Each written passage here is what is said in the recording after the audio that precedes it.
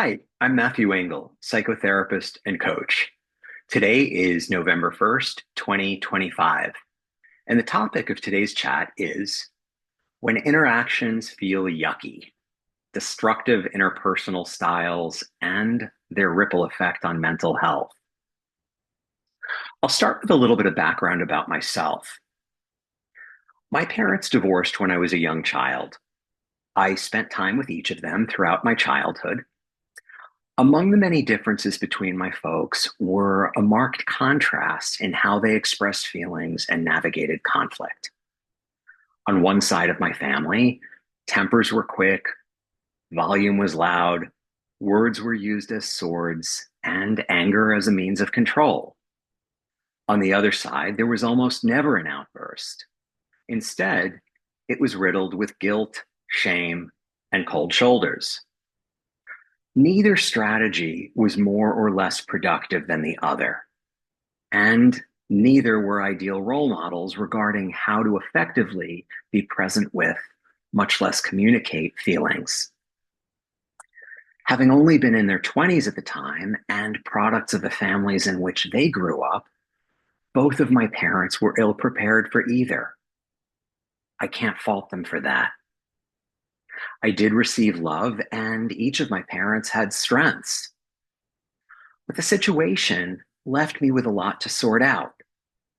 I've spent many years doing so and refining my own toolkit for communicating my feelings and needs. Although my circumstances were unique to me, the plight I faced is all too common.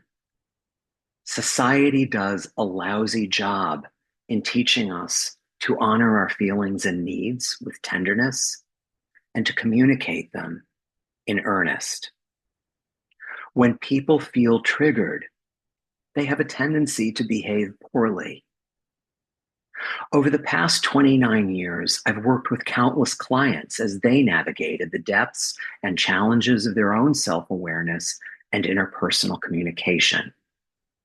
When people aren't present and communicative with their feelings, the feelings fester. When people have limited ability to attend to their own needs, they tend to show up in a myriad of destructive ways.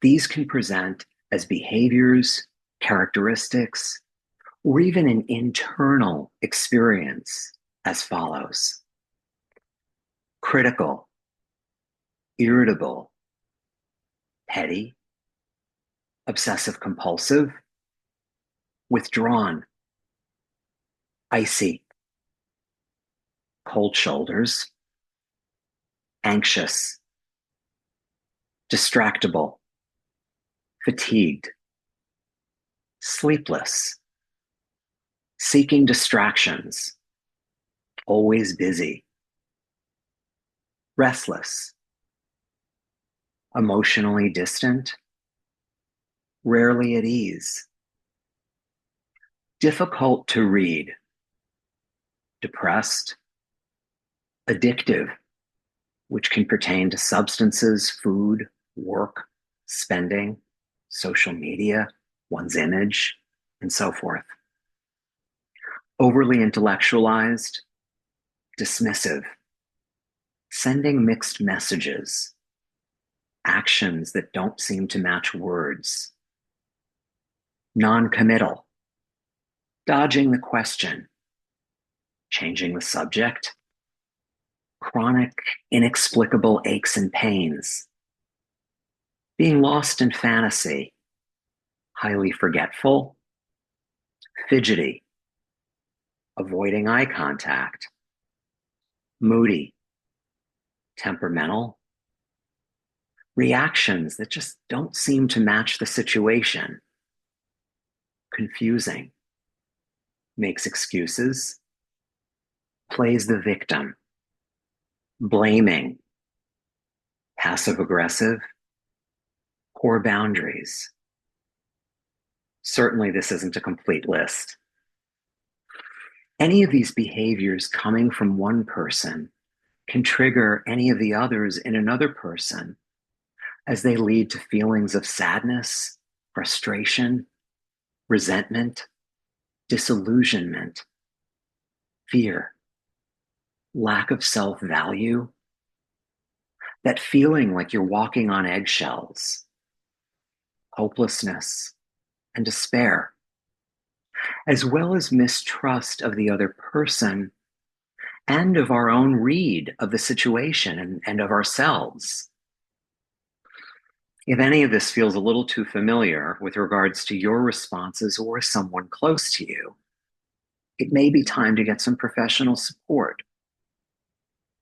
Whatever is modeled for us in childhood becomes layered as we move through adulthood, and it often catches up to us unaware, unless we engage in ongoing conscious healing and growth.